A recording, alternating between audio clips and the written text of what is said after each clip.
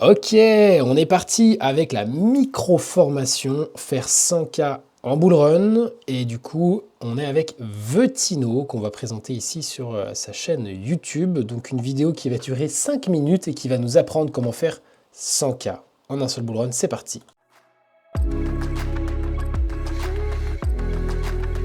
JM les mecs, c'est Vetino. Dans cette vidéo, je vais vous expliquer mon plan pendant ce bull run pour faire les 100K et tu vas pouvoir utiliser ma stratégie pour faire la même chose et extraire un maximum de profit sur le marché. Avant de commencer dans le vif du sujet, je vais me présenter pour que tu puisses savoir qui je suis. Donc je m'appelle Lucas, j'ai 18 ans, ça fait maintenant 2 mois que je suis expatrié sur Dubaï. Ça fait depuis que j'ai 15 ans, donc environ pendant le confinement, j'ai commencé à me lancer un petit peu dans l'univers crypto, Web3, d'abord en commençant avec les NFT. J'ai commencé à farmer un petit peu les whitelists. Donc les whitelists, c'est des tickets d'entrée qui te permettaient d'acheter des projets NFT. Donc c'est comme ça que j'ai réussi à faire mes premiers 10K en crypto.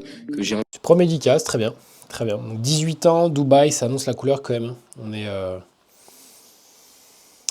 On est sur des petites jeunes pépites. Donc j'espère que derrière, il y aura de la qualité. De la qualité, s'il te plaît. Ce 10K, c'est bien. Mais nous, ce qu'on veut, c'est de l'information, de la valeur. ensuite investi, mais étant donné qu'on était au top, j'ai pas forcément fait le move le plus smart. Et ensuite, j'ai eu pas mal de bear market, j'ai testé plein d'autres business pour ensuite revenir à fond dans la crypto. Et ça fait maintenant plus d'1 an et demi que je suis spécialisé dans tout ce qui est les low cap, memecoin, etc. Mais c'est principalement depuis ce temps-là que je me suis lancé là-dedans, où j'ai fait les plus gros de mes profits. Donc aujourd'hui, avec 3 ans d'expérience. Attends. Je marque une pause. On va juste réécouter un passage là, parce que c'est pas logique ce qu'il dit. Fond dans la crypto, et ça fait maintenant le plus smart. Et ensuite, j'ai eu pas mal de bear market, j'ai testé plein d'autres business pour ensuite revenir à fond dans la crypto, et ça fait maintenant plus. Ça veut rien dire. T'as gagné un peu d'argent grâce au NFT. Ok, soit. 10K, très bien. Tu t'es planté. T'as peut-être perdu un peu d'argent sur tes 10K, peut-être t'as tout perdu. On ne sait pas. Tu expliques. Ça manque de transparence, peut-être dis-nous-en un peu plus. T'étais au top de marché, mais en fait, pour tout le monde, c'était le top de marché. Donc tout le monde a vécu le bear market. Et toi, tu évoques que tu as vécu plusieurs bear markets. Je n'ai pas compris. Il y en a eu un seul. Donc je ne vois pas pourquoi tu dis plusieurs. Tu as créé 12 business à côté. Ça veut dire quoi? Ça veut dire que tu t'es écarté du monde des cryptos, des NFT. Ça se trouve qu'en fait, tu as tout perdu. Du coup, tu as totalement arrêté. Et là, tu as repris depuis un an. Juste, si tu nous dis qui t'es, dis-nous qui t'es, quoi. Dis-nous pas juste la moitié, quoi. Parce que là, ça manque des infos. Plus d'1 an et demi que je suis spécialisé dans tout ce qui est les low cap, memecoin, etc. Mais c'est principalement depuis ce temps-là que je me suis lancé là-dedans, où j'ai fait les plus gros de mes profits. Donc aujourd'hui, avec 3 ans d'expérience sur le marché crypto Web3, je vais te faire cette vidéo, donc reste bien jusqu'à la fin de la vidéo. Pose un like et pense à t'abonner. Avec l'expérience que j'ai dans la crypto, je me suis rendu compte que c'est pas forcément une mauvaise idée d'avoir une source de revenus à côté pour vivre et pouvoir réinjecter sur certaines baisses et profiter de certaines opportunités que le marché nous offre en ayant de la thune à investir. C'est pour ça que personnellement, en dehors du marché crypto, je te conseille de faire rentrer du cash par le travail. Soit en étant salarié, soit en ayant un business. Si tu veux rester en mode Web3, tu peux travailler dans le Web3, lancer des projets, farmer des whitelists, comme ce que j'ai fait quand j'étais petit. Même dans l'univers crypto en général, il y a une multitude de choses à faire pour te faire du cash. D'ailleurs, dis-moi en commentaire si ça t'intéresse. Ok. Donc là, il y a de la valeur. Là, hein, qu'on soit bien d'accord, si vous souhaitez gagner de l'argent grâce à vos investissements, mais il faut investir. Donc il faut avoir de l'argent. Il ne sort pas de nulle part. La meilleure façon de faire, c'est d'avoir un travail. Ce qu'il a dit, c'est très vrai et ça montre un peu de maturité de la part d'un jeune. Ça fait plaisir de voir ça parce que c'est pas souvent le cas quand même. Hein, souvent, on nous fait croire que tout va venir de manière pépite. Après, il ne rentre pas plus dans les détails. La vidéo, elle est un peu courte, mais c'est pas grave. Mais voilà.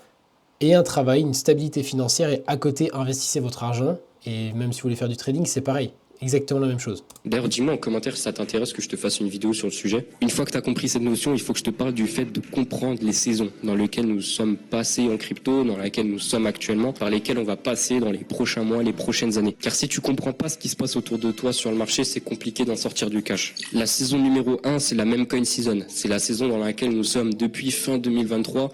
On entend les mêmes coins partout, c'est ceux-là qui performent le plus, et c'est uniquement les mecs dans les mêmes coins qui font de la thune réellement depuis un an. Mais ça, les gens te le disent pas. C'est une season qui va rester encore présente pendant de longues années, sur laquelle tu vas pouvoir te développer, créer une expertise et faire un maximum de cash. Pour comprendre les mêmes coins season, c'est une sorte de gambling season où les gens cherchent à gambler sur le marché. L'avantage, c'est que ça ramène de la liquidité. L'inconvénient, c'est que si tu fais comme eux, tu finiras par perdre de l'argent. Parce que jusqu'à preuve du contraire, le gambling, ça a jamais rendu riche personne. Pour se faire de l'argent dans les mêmes coins, il y a uniquement 3 façons d'en faire. en étant insider ou Juste avant qu'il donne les trois façons d'en faire, euh, non, je suis désolé, le cycle des cryptos, c'est pas du tout le début, les mêmes coin season. Faux. Tout début, on a un cycle qui est baissier, toutes les cryptos baissaient, et tout d'un coup, il y a Bitcoin qui sort la tête de l'eau. Tout d'un coup, Bitcoin commence à reprendre de la valeur. À partir de ce moment-là, ça veut dire qu'il y a des liquidités, qui peu importe d'où elles viennent, en tout cas, il y a des personnes, ce qui va appeler peut-être des insiders après, je commence à voir le mot qui s'inscrit. À partir du moment où il y a des gens qui apportent de l'argent sur Bitcoin, Bitcoin monte. Ensuite, quand Bitcoin a pris beaucoup de valeur, eh ben, il y a une partie des gens qui prennent des profits et qui vont les réinjecter dans d'autres crypto-monnaies. En règle générale, ce qui s'est déjà produit à deux reprises, en 2017 et en 2021, c'est que l'argent passait de Bitcoin à Ethereum. Et du coup, les gens s'attendent sur ce cycle-là que l'argent bascule aussi sur Ethereum en se disant, bon, bah, jamais 203 ou ça devrait exactement refaire la même chose.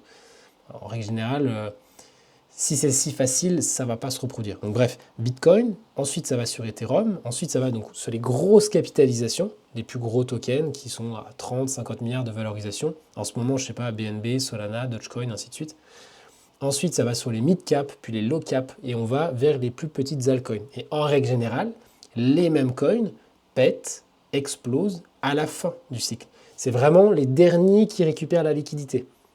Parce que c'est le marché qui est le plus risqué et les investisseurs ne voulaient pas forcément, voilà, font déjà des gains sur des choses qui ont un intérêt, qui sont solides et peut-être après vont dans les mêmes coins. Pour une fois, la première fois dans l'histoire des cryptos, dans la courte histoire, parce que ça fait que 15 ans que Bitcoin existe, eh ben c'est le premier cycle où effectivement, pour une fois, les mêmes coins ont explosé en premier, avant même que Ethereum fasse des gains fulgurants. Donc c'est nouveau. Il ne faut pas dire c'est comme ça que ça se passe, c'est nouveau. Est-ce que ça va se reproduire? On ne sait pas. Est-ce que l'argent de Bitcoin il va passer dans Ethereum? On ne sait pas non plus. Je ne sais pas. Je préfère rester, je ne sais pas si c'est agnostique, mais voilà, je regarde de manière assez large et j'essaie de me positionner à un certain endroit. En tout cas, les mêmes coins ont déjà pété et c'est exceptionnel. On va voir ce qu'il va dire après, du coup, comment se placer sur les mêmes coins si c'est aussi intéressant. dev, en arrivant en premier sur les bonnes narratives comme les agents, etc. Ou alors en traquant les insiders et les mecs qui ont des infos grâce à de l'analyse on-chain et du tracking. La deuxième saison, c'est Alors, juste avant la deuxième saison des alt, ouais, ok. Les saisons ne sont pas du tout juste chez lui. Quand tu es développeur informatique, tu peux très facilement créer une crypto. Donc effectivement, ben, si tu crées des cryptos, tu es le premier à l'avoir et donc potentiellement, si elle monte, ben, tu es dans les premiers gagnants. Qu'est-ce qu'il va appeler l'insider? À mon avis, ça va être les personnes qui ont les informations en premier. Donc peut-être les investisseurs qui ont aidé les développeurs à créer le projet, peut-être des amis, des gens qui sont dans les partenaires, dans les plateformes de trading et compagnie. Il y a des personnes qui ont des infos qu'on n'a pas. Ces personnes-là, forcément, bah, quand elles investissent au tout début, elles ont plus de chances d'être gagnants à la fin. En arrivant en premier sur les bonnes narratives, c'est-à-dire qu'il faut avoir l'info aussi. Donc en fait, tu es un peu un insider. Donc en fait, c'est un peu la même chose. Être insider pour gagner, arriver en premier sur les narratives, ça veut dire être insider. Enfin, c'est pas très pertinent ce qu'ils disent, qui redit la même chose. Et en traquant les insiders, ça veut dire regarder les adresses des personnes qui possèdent justement des mêmes coins ou peu importe la crypto que tu veux, et d'essayer de regarder dans quoi est-ce qu'ils investissent. Si tu vois une crypto, non, si tu vois une adresse d'une personne, une baleine qui possède telle crypto, puis qu'elle a déjà fait des gros multiples, et après elle achète une autre crypto qui est toute petite et qui refait des gros multiples, bah, tu dis, bah, cette personne-là, elle a quelque chose, elle a des infos que j'ai pas, donc je vais essayer de la suivre, de traquer ce qu'elle fait. Mais c'est quand même pas mal de boulot et il y a un pourcentage aussi de chances que ça marche pas, quoi. Mais peu importe. J'essaye un peu d'aller plus loin dans ce qu'il dit parce que sa micro-formation, c'est vrai, elle est vraiment micro, quoi. On sait rien du tout de ce qu'il raconte là. et du tracking. La deuxième saison, c'est la altcoin season. C'est le moment où la dominance du Bitcoin commence à baisser un petit peu et quand la liquidité commence à revenir un petit peu sur les projets altcoin qui sont de vrais projets tech pour le coup. Étant donné que je suis pas le meilleur là-dedans et le plus calé en analyse technique, au lieu de te raconter des choses que je ne sais pas, je vais plutôt t'expliquer mon plan en 3 étapes pour extraire du cash. Étape numéro Ouais, ok. Voilà, t'as compris, Bitcoin, puis Ether, puis les autres, puis les autres, puis les autres. Hein, donc il a rien compris, c'est pas grave. Genre, mais au moins il le dit qu'il c'est pas un expert. Et il parle d'analyse technique, ça n'a même rien à voir. Enfin bref, là, je vais pas tout commenter parce que là, il y a trop de... c'est vraiment une micro-formation, on n'y comprend rien du tout, je suis désolé. Moi qui suis dedans, je me dis, ça manque trop d'infos, c'est trop flou. Et bref, je vais pas non plus le descendre plus que ça parce que c'est... Une, sélectionne les leaders dans les narratifs qui te plaisent. Personnellement, je suis ultra bullish sur l'IA, donc mon wallet, j'ai du Fetch, du Tao, mais puisque faut faire tourner ces IA, faut bien du calcul, faut bien de la puissance de calcul du GPU, donc j'ai également du render. Tu vois que c'est compatible et que ça colle, c'est cohérent. Deuxième étape, Quoi? Il y a de l'IA, il faut des GPU, du coup, il faut render. Basta. Là, c'est vraiment micro, tu vois, genre micro-formation, il y a juste l'information minuscule. Attention à vous, l'IA a déjà surperformé le marché, des fois 50 sur certains tokens. Là, en ce moment, les graphiques, la façon dont ils ont d'évoluer, ils sont en train de se cracher sévèrement. Je ne vais pas le montrer là, mais j'en montre dans plein de vidéos, donc abonne-toi à la chaîne si tu veux voir les autres vidéos. Où je dis pas que l'IA va pas aller plus haut, mais pour l'instant, je ne suis pas du tout investisseur dans l'IA. Par contre, je trade. Je trade l'IA parce que si éventuellement il y a une hausse qui continue, eh ben, je suis prêt à prendre des positions et prendre juste la hausse qui va rester, quoi, avant que le projet retourne à la baisse éventuellement. Et s'il se met à baisser, bah pareil, je peux parier sur la baisse. C'est une autre possibilité pour gagner de l'argent. Il n'y a pas que quand ça monte qu'on peut gagner de l'argent. Donc là, je suis désolé, je ne suis pas du tout d'accord avec lui et ces informations, elles n'ont pas d'intérêt, quoi. Reste dans les mêmes coins. Si tu as été bon et que tu as fait du cash dans les mêmes coins, reste là-dedans et va pas dans l'IA parce que tu vas te planter.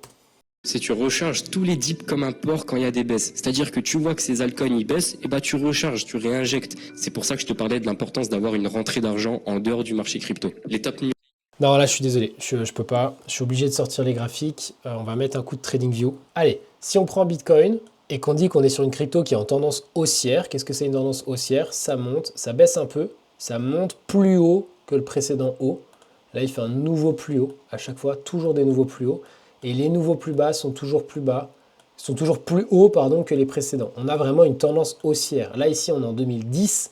Et là, ici, on est en 2025. Ça, c'est une tendance haussière. Donc, quand il y a des dips et que tu achètes du Bitcoin ici, alors qu'il est en tendance haussière, potentiellement, tu peux continuer la hausse, racheter le prochain dip, continuer la hausse, et ainsi de suite. Sur Bitcoin, ça marche parce que ça fait 15 ans que ça existe. Sauf qu'il y a d'autres cryptos.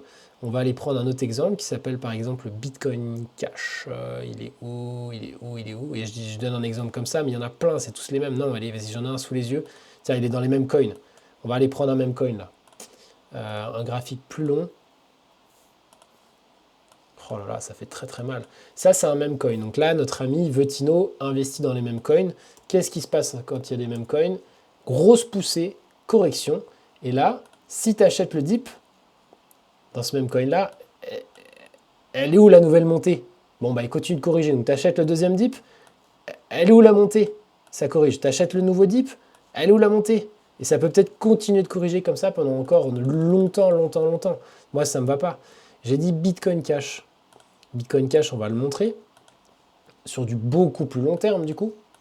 Pour l'instant, si tu avais acheté du Bitcoin Cash, alors désolé pour le coup de stylo, normalement le graphique de Bitcoin Cash, il est un petit peu plus 2017. Avant c'était Bitcoin, tout était Bitcoin. Il y a la crypto qui s'est dissociée de Bitcoin. C'est devenu Bitcoin Cash parce qu'il était censé être plus rapide et avec des nouvelles fonctionnalités. Donc en fait au début le graphique c'est les deux le même. En 2017 ils arrivent ici. Bitcoin Cash va pas aussi haut que Bitcoin.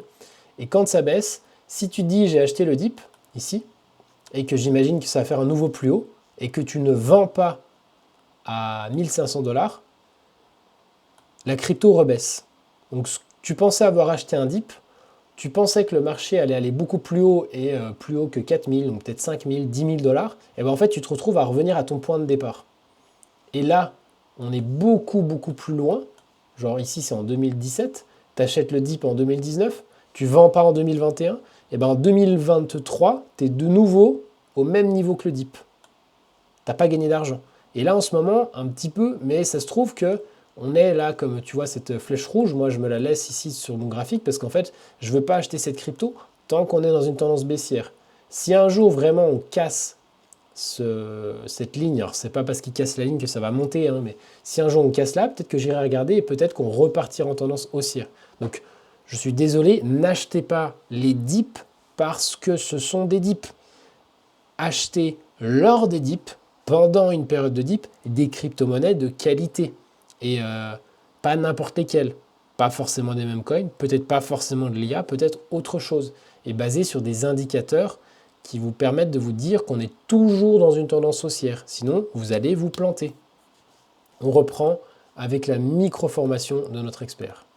Numéro 3, c'est la meilleure, c'est celle que je préfère, t'encaisses. Parce que je t'assure que cette stratégie, en réalité, elle est simple. Et t'as vu comme c'est simple le bull run en réalité? Saison numéro 3.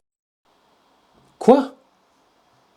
Non mais laisse foutre de ma gueule. D'avoir une rentrée d'argent en dehors du marché crypto. L'étape numéro 3, c'est la meilleure, c'est celle que je préfère, t'encaisses. Parce que je t'assure que cette stratégie, en réalité, elle est simple. Et t'as vu comme c'est simple le bull run en réalité? Saison numéro 3. Quoi? Qu'est-ce qu'il a dit? Il a dit, t'encaisses. La troisième étape, vu que tu as investi, bah tu gagnes. C'est tout. J'arrête, je m'en vais, je me casse. Non mais c'est n'importe quoi. Dites-moi dans les commentaires ce que vous en pensez. C'est quoi ce délire? C'est pas si simple que ça. Il y a des indicateurs qui te disent si jamais on est sur un top de marché ou pas. Personne n'arrive à vendre au sommet. T'encaisses quand? Quand est-ce que tu... Est-ce que tu as des objectifs? Est-ce que tu as des objectifs de faire un x2, de faire un x100? Là, tu dis rien du tout. Ça a l'air facile, mais c'est n'importe quoi. Je suis désolé. Saison 3, c'est quoi la saison 3? 3. Une fois que tu as fait ton cash avec ces 2 seasons, tu peux te lancer sur la saison des low-cap et des deals VC. C'est une opportunité de dingue. D'habitude, elle est uniquement réservée à l'élite en crypto. Donc rien que pour ça, ce que je vais te dévoiler dans cette vidéo, like s'il te plaît cette vidéo. Les deals VC sont tout simplement de l'investissement en levée de fonds. C'est-à-dire que tu vas investir sur le projet alors que le projet n'est même pas encore sorti, via des launchpads. Parce qu'il y a des projets crypto qui viennent voir des launchpads comme Q42, par exemple, c'est celui que j'utilise, je vous mettrai le lien dans la description, qui vont proposer ces deals-là à leurs investisseurs. Et ce genre de deal est ultra intéressant, car ça te permet de rentrer sur ces projets crypto à une FDV ultra basse. Imaginons que Q42 vienne me voir en me proposant de rentrer sur un deal à 10 millions de FDV. Peut-être que quand il sera listé sur des plateformes pour que les retail achètent, eh ben, il sera listé peut-être à 40 millions de FDV. Donc ces mecs-là, ils pensent être early en investissement en tout premier sur le coin au listing, mais sauf qu'ils savent pas qu'il y a des mecs comme moi qui sont déjà en x4, x5 grâce à lui. Donc c'est exactement pour cette raison que les riches deviennent de plus en plus riches en crypto, car ils ont accès à ce genre de deal assez prisé. Le but de Q42, qui est une plateforme gratuite, c'est de proposer ce genre de deal à tout le monde. Je vous mettrai le lien en description, n'hésite pas à aller te créer un compte, c'est gratuit. C'était Vutino, en description je te mets tout. Là, il y a un problème. Là, il y a un problème parce que pourquoi il est à Dubaï aujourd'hui? J'en sais rien. Est-ce qu'il a gagné de l'argent grâce aux crypto? Peut-être.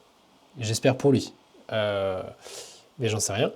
Est-ce que Q42 n'est pas un partenaire qui va lui permettre de monétiser sa chaîne et du coup de gagner de l'argent? C'est son travail, en gros, de faire de la pub pour cette plateforme. Parce qu'il y a plein de monde qui vont venir sur la plateforme investir de l'argent. Ils vont payer des frais de transaction et ça va enrichir la plateforme. Du coup, lui, il est payé en tant que salarié ou je sais pas, partenariat, affiliation de la plateforme. Et c'est comme ça qu'il gagne sa vie. Là, ce qui est un peu bizarre, c'est que est-ce que sur Q42, il y a des bons projets ou pas? Je ne suis pas là pour juger, je suis jamais allé voir. Hein, mais attention, j'avais pas regardé la vidéo jusqu'au bout, donc là, je suis un peu étonné de ce truc-là. Donc, c'est pas du tout la micro-formation, là, c'est carrément un appel à utiliser quelque chose qui forcément est un placement de produit. Il faut toujours être vigilant avec ça. Et notre ami Vutino nous dit pas comment est-ce qu'elle marche cette plateforme, donc peut-être qu'il va l'expliquer dans d'autres vidéos. Sur cette plateforme, tu vas certainement avoir accès à des cryptos en amont des Binance, des Kraken et compagnie, mais après les VC. Qu'on soit bien d'accord, ce qu'il a appelé tout à l'heure les insiders, les développeurs et compagnie, ils ont toujours accès au projet en premier. Donc eux, quand ils vendent le token, ils le vendent plus cher. Ensuite, il y a des gens qui ont les infos un peu en premier sur des plateformes comme Q42 et d'autres qui peuvent acheter le token un peu plus cher, mais avant que ce soit listé sur Binance, où il sera beaucoup plus cher. Et c'est là où tout à l'heure j'ai montré le Notcoin, après ça s'écroule. Quand il est listé sur Binance, il est au max, et puis après ça fait que descendre. Donc en fait, moi je trouve qu'il y a un côté, alors si tu as envie de te faire de la thune et que tu es à l'aise avec cette éthique, d'acheter un coin pas cher pour le vendre à d'autres très cher en les entubant, vas-y. Moi au niveau éthique, je suis pas très à l'aise avec ça, même si je fais du trading et qu'on pourrait se poser la question de l'éthique du trading. Mais moi, je me dis, au moins, le token est listé sur toutes les plateformes. Tout le monde est censé plus ou moins avoir les mêmes infos et pas des trucs comme ça. Et note bien le fait que quand tu vas rentrer potentiellement sur Q42, après les VC et les développeurs. Donc peut-être que eux-mêmes vont vendre des tokens quand toi tu les achètes. Il faut vraiment vérifier le tokenomics, qui possède les tokens, quand est-ce qu'ils ont le droit de les vendre, est-ce que c'est tout de suite, est-ce que c'est plus tard. Est-ce que toi, quand tu vas acheter des cryptos, tu vas pas tomber sur un vesting, c'est-à-dire que les cryptos que tu vas acheter, tu vas pas pouvoir les vendre avant 1 an, 2 ans, 3, 4 ans. Et du coup, peut-être que la hype qu'il y a aujourd'hui sur le token que tu achètes, peut-être que c'est une tête de chien et qu'en ce moment c'est un peu à la mode, mais peut-être que dans 2, 3 ans ce sera plus du tout à la mode. Et quand tu auras le droit de vendre tes tokens, le projet il va faire comme ça. Et c'est ce qui se passe sur ce qu'il a dit au tout début de la vidéo sur les white lists. Pourquoi est-ce que lui, il a perdu de l'argent à l'époque? Parce qu'il achetait des projets, en fait, même s'il avait un avantage concurrentiel par rapport au marché Binance et compagnie, il était déjà en retard par rapport aux autres. Et en plus, il était bloqué dans le temps. Et du coup, le jour où il avait le droit de vendre, il se retrouve piégé par un marché qui est en bear market. Peut-être qu'aujourd'hui, il a accès à des meilleurs deals qu'avant, mais on est toujours sur de la connerie, en fait. J'ai l'impression qu'on est vraiment sur de la connerie. Et c'est pour ça que moi aujourd'hui je suis hyper méfiant sur l'investissement et que je fais beaucoup plus de trading parce qu'en fait j'ai beaucoup plus de clairvoyance sur un temps court, sur quelques semaines à quelques mois, que sur 2, 3 ans. En investissement crypto, c'est tellement nouveau, c'est tellement révolutionnaire et novateur qu'en fait ça va trop vite. Un jour il y a une hype à droite, un jour il y a une hype à gauche. Et si t'es pas dans le bon train au bon moment, en règle générale le train il s'écroule à chaque fois. Enfin bref, je vais pas rentrer plus dans les détails et pas être pessimiste. Je dis pas qu'il faut pas investir dans les cryptos, juste qu'il faut être vigilant et que là, avec une micro-formation comme ça, je suis désolé, mais moi je suis dégoûté de voir ça. Et là, on va tous aller, enfin ceux qui vont là-dessus, ils vont tous aller au trou, hein. Autant il a dit une information ultra pertinente, essayez d'avoir de la thune à côté de vos investissements pour vivre, pour pouvoir investir. Et en fait, le message qu'il a fait passer, c'est que peut-être que lui, aujourd'hui, il ne vit pas de ses investissements crypto parce qu'il a que 18 ans et parce qu'il n'a pas encore pu économiser assez d'argent pour investir. Sinon, c'est juste un menteur. Par contre, grâce à son affiliation ou son programme à côté, là, peut-être qu'il a des revenus aujourd'hui qui lui permettent d'investir et c'est ça qui va lui permettre derrière d'être un grand dans ce monde-là et je lui souhaite, ça serait trop bien pour lui. Mais moi, je suis pas à l'aise avec tout ça. Bref, si toi, tu veux en savoir plus sur moi, ce que j'appelle ma crypto-pépite pour l'année 2025, va dans la description, n'hésite pas à cliquer sur le lien et tu peux aller découvrir ça. Ça me ferait le plus grand plaisir de te faire découvrir ce que je pense du marché en 2025 et de la crypto qui a le plus de potentiel pour cette année. À bientôt, ciao.